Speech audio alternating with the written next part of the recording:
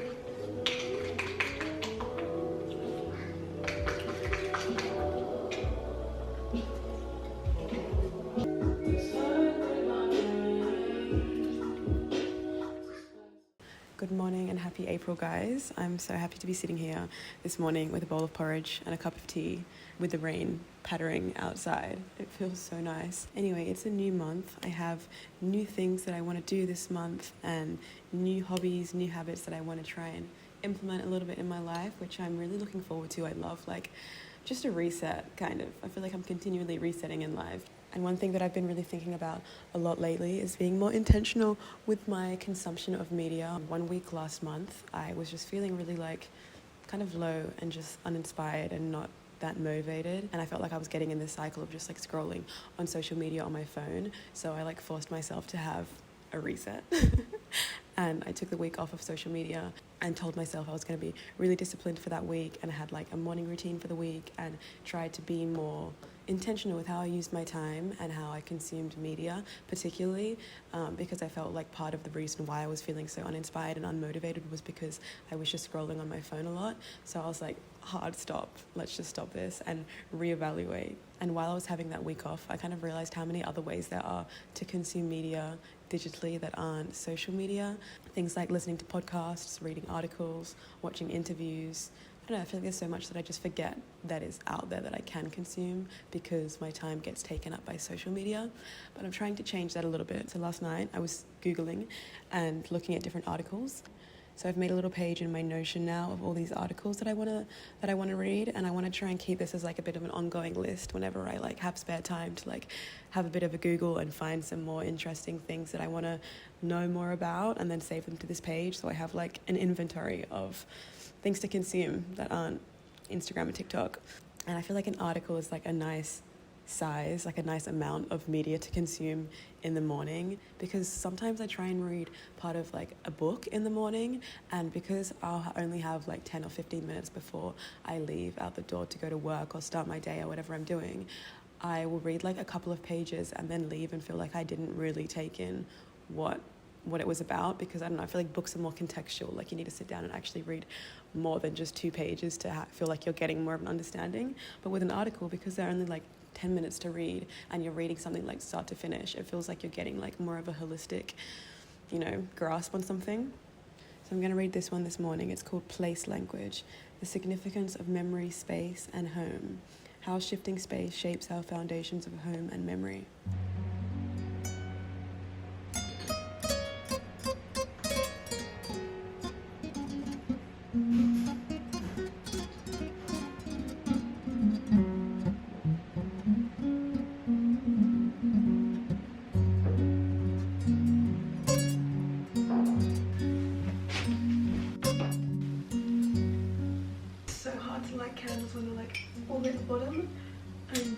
burning my fingers every time I light this candle.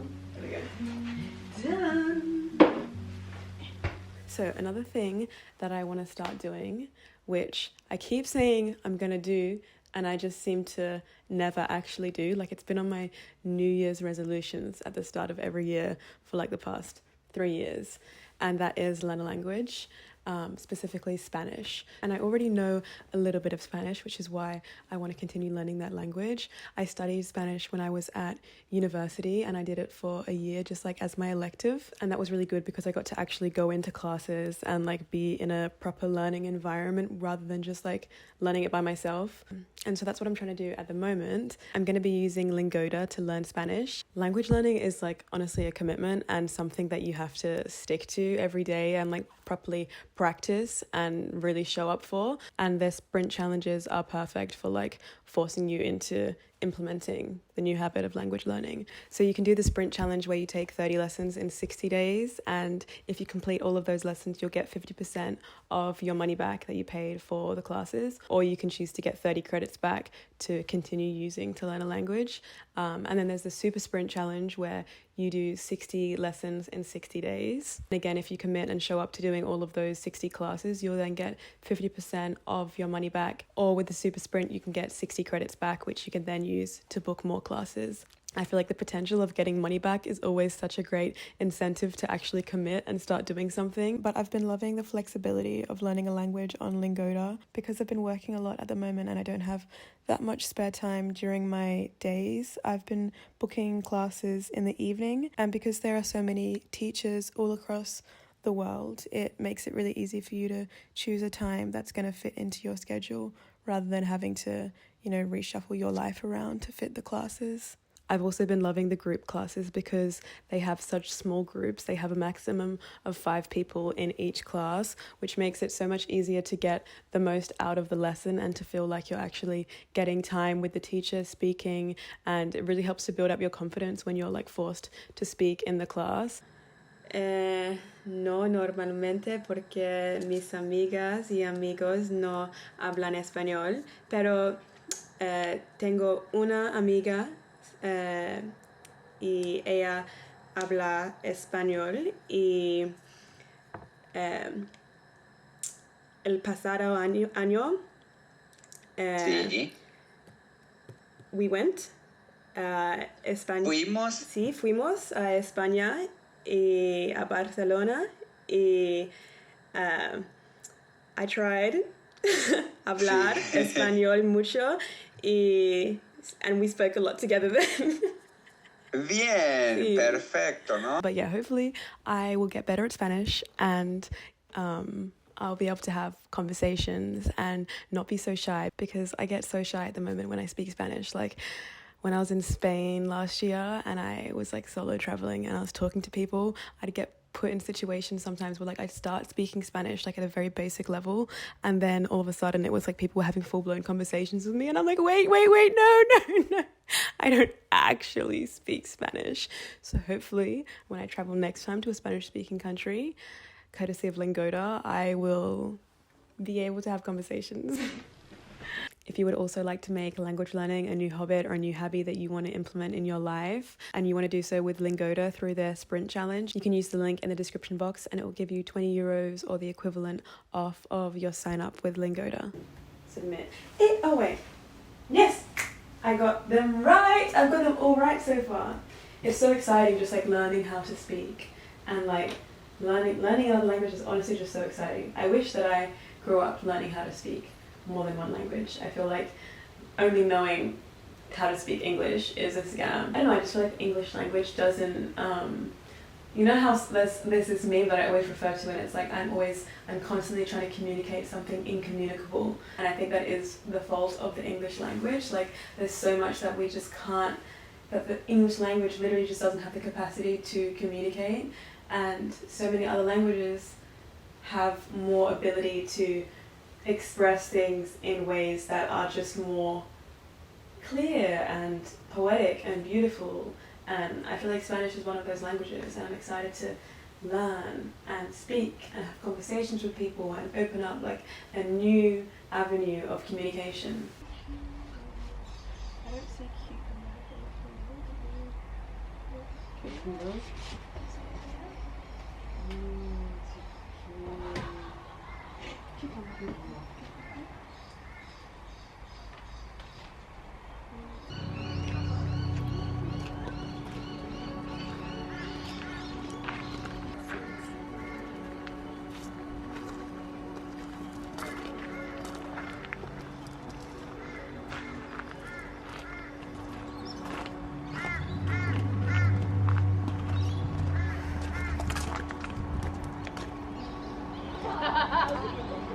What's that?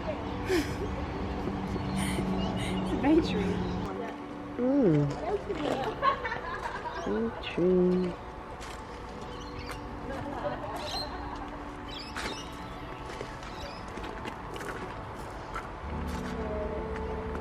Okay. What else do we need? I'm not sure. I want some chamomile. Make tea. So do they have chamomile? Sure, I haven't seen it. Maybe you can ask.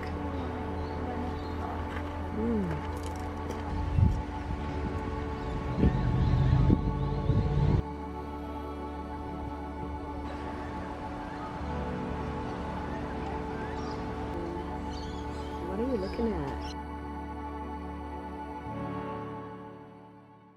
I'm back from my plant shopping expedition and I bought heaps of seeds and some seedling mix, and I was gonna like jump straight into it and just start like planting my seeds in the pots, but I kind of want to do like a bit more planning, and I've never planted a garden before or like grown any vegetables except for like some little herbs and things, and I just feel like it's a whole world, and I don't know, I feel like I need to like plan a bit more and learn a bit more and understand a bit more before I jump straight into it and plant all of my seedlings. So I've made a cup of tea and I think I'm just gonna sit down here, watch some YouTube videos about gardening and do some planning, try and like design a little garden bed or a couple of garden beds, because I have a space where I'm gonna plant all of my seeds and all my plants outside. It's like a really big area, so I have like a lot of space to play with. Also, I find it so exciting when I start to get into something that I haven't done before, and it's like there's a whole new world of like new skills and new knowledge and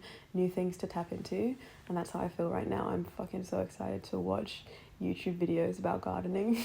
This could be the beginning of me becoming a farmer. I see it. Also, can I just say this is the first day I've had in a while where I'm just doing things for enjoyment and truly just things that I want to do rather than doing things that I feel like I have to do. And it feels really, really nice. These days are so needed, where you just do what you want to do, just like potter around doing things that make you happy and like working on projects that you want to work on, like whatever that is for you. I feel like it's just so enriching for the soul to have time where you just do what you want to do rather than things that you're obliged to do.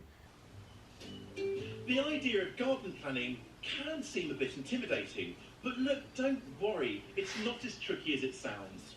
Here are our 5 golden rules that will make the whole process a whole lot easier. Hi, I'm Ben Van Heems, editor of growveg.com, and on this channel we share the best tips for an easy, productive garden. Let's dive in, shall we? Enjoying success with vegetables starts with picking the right location to grow them in. Can do it online, but I like to do it with a pencil, and then it is kind of going to be sketchbook mentality, so we're going to be thinking about what we're going to be planting a little bit later on, but it's nice to just do a few doodles and, you know, put your personality onto it. The next stage is I look at the plan, I look at the raised beds, and I actually section off space for pollinators. So what I'm going to do is I'm going to use this marker. You can use different colours, but in red it's space that is designated to maybe planting a row of calendula or nasturtiums, and you've got to think about the growing habit. So nasturtiums are going to be south facing, and that will help you work with layers. You want the taller things at the back, the shorter things at the front. Things like nasturtiums, they like to cascade, so I think some nasturtiums along the edges would work nicely. And because I like to keep these pollinator sections kind of very polyculture-y and wild, I like to just block off, say, a third or a quarter of a raised bed at a time, and then work with that. And I like to make sure that I have it spreading throughout the garden. And I've got to think about the entry points, because I want to think about when I'm walking into the garden, I want to get hit with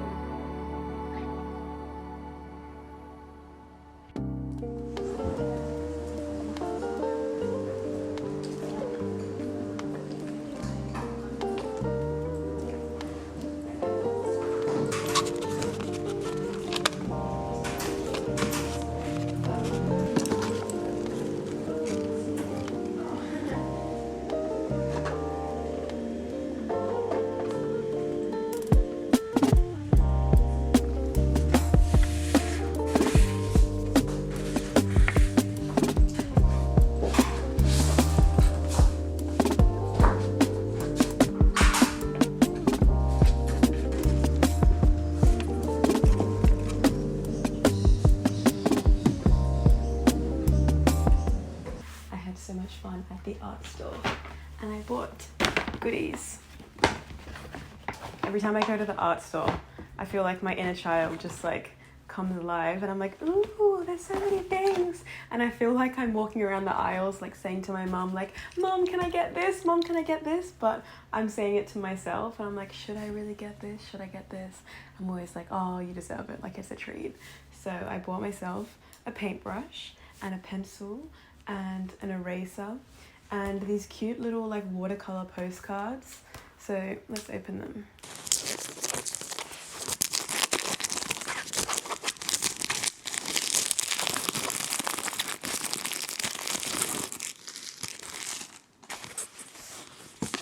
And so they're like little postcards, but they're watercolor paper, so you can like do your own little painting and send it to somebody.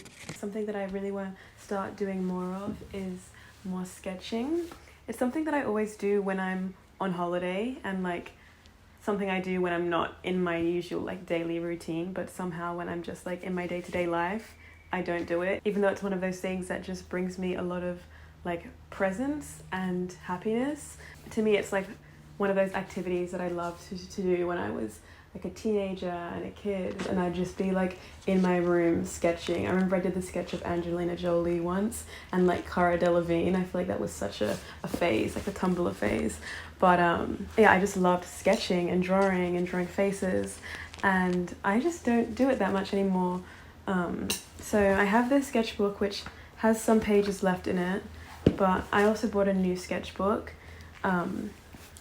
To be honest, I didn't really need a new one. I'm like, why did I buy this? I still have pages in this. But this one's like getting all old and tattered and it feels like it's about to fall apart. But I also don't want to just like waste all these pages, so maybe I'll stick this back together or something. It's always something that I'm pushing myself to do, like, oh yeah, let's sketch. Like, I don't think in my adult life it's ever been a hobby or a habit that's actually stuck. And that's okay, like hobbies and habits, we don't have to do them all the time, but I like just coming back to this practice and being like consciously telling myself we're gonna sketch more often, even if it's just for like a couple of weeks. You know, phases, things come and go, that's fine. I did a lot of sketching while I was overseas last year, and now when I look back at these pages, I like cherish all of these sketches so much because they're kind of like a real reminder of like a specific moment in time. Also, the kind of sketching I love is when I'm just sitting somewhere and observing something and looking at something and sketching rather than finding a photo online and drawing from something digital. I love to draw from things that are actually happening in real life, and it also really helps me like be present and pay attention to the smaller things, like if I'm sitting at a cafe and just sketching whatever's in front of me or finding a little scene to sketch always brings me so much just like peace and presence.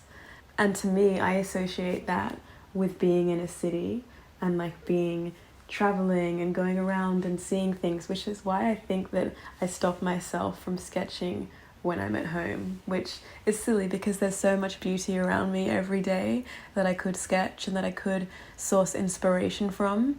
So I'm going to try and do that more often. I also think it'll just help me pay attention to the small things and the beauty of all the little things here in my life.